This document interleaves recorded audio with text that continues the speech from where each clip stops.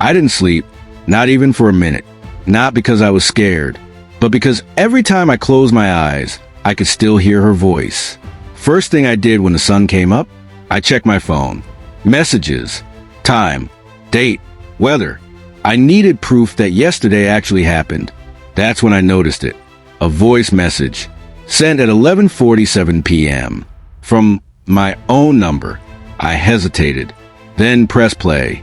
At first static, then breathing, then her voice. Soft, calm, familiar. She said, "You're early, but that's okay." I checked the call logs.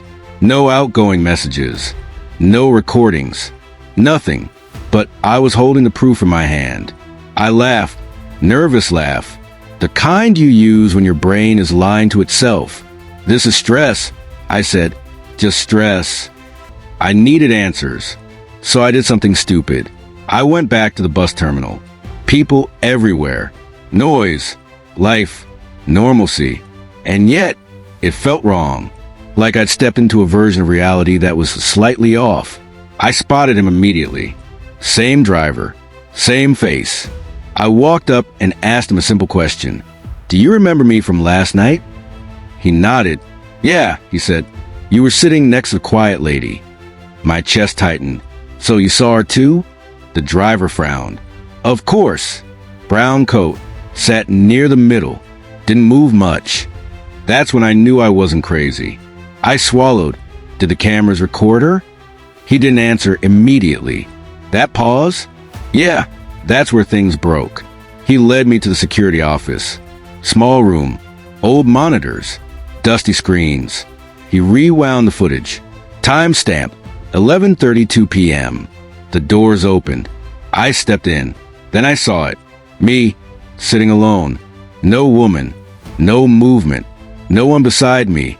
My ears rang. My mouth went dry. "That's impossible," I whispered. The driver leaned closer to the screen. "That's weird," he said. "I swear she was there." Think about that. Two people. Same memory. Zero evidence. Which one do you trust? Your mind or the machine? I asked to see everything. From the moment she boarded to when I got off. At exactly 11:47 p.m., the footage skipped. Not froze. Not cut. Skipped. That was the same time the voice message was sent. For my number, the driver stepped back. "I don't like this," he muttered. Neither did I. If the cameras didn't see her, how did they miss her shadow? The security guard finally spoke. "You're not the first to ask about her." That sentence hit harder than anything else. I asked him to explain. He didn't answer. He just locked the door.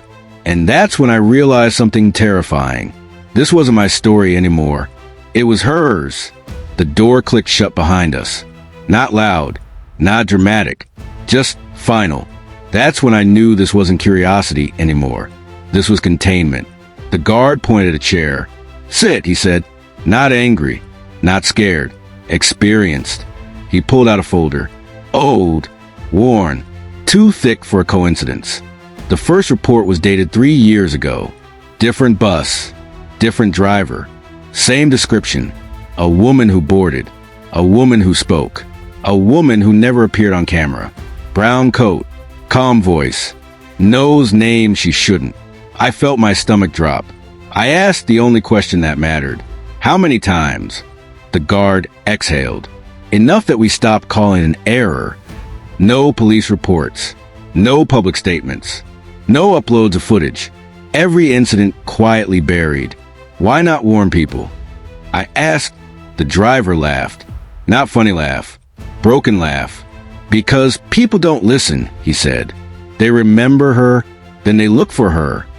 Some came back to the station. Some rode the route every night. Some posted online. Most stopped coming after a while. I didn't like how vague that sounded. Stopped how? No one answered. That silence said enough. The guard spread out a city map. Pins everywhere. All along one route. She never appeared randomly. Always the same nights. Same hours. Same stretch of road. Like she was looping between 11:30 p.m. and 12 a.m. Every time. No exceptions. I replayed the voice message in my head. You're early. Early for what? The guard opened another folder. Audio transcripts. Passengers. Drivers. Security staff. Different people. Same words. You shouldn't be afraid. Every single time. Here's the part that messes you up. Everyone remembered her until they checked the footage. Then doubt crept in. Then obsession.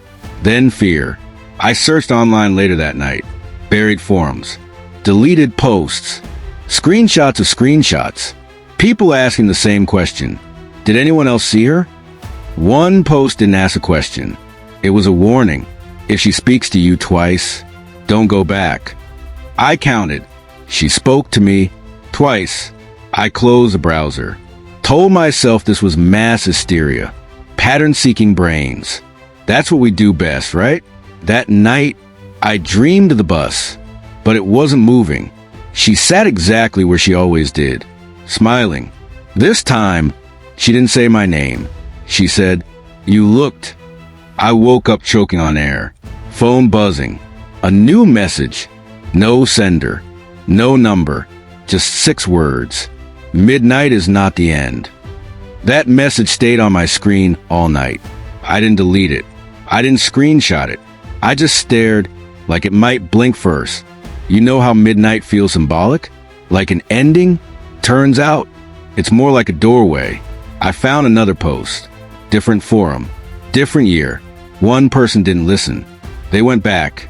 The post ended with one sentence. She's not waiting anymore. No replies after that. I told myself I wasn't like them. I wasn't chasing her.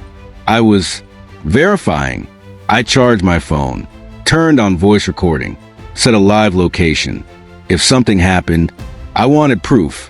The bus terminal at night feels different once you know.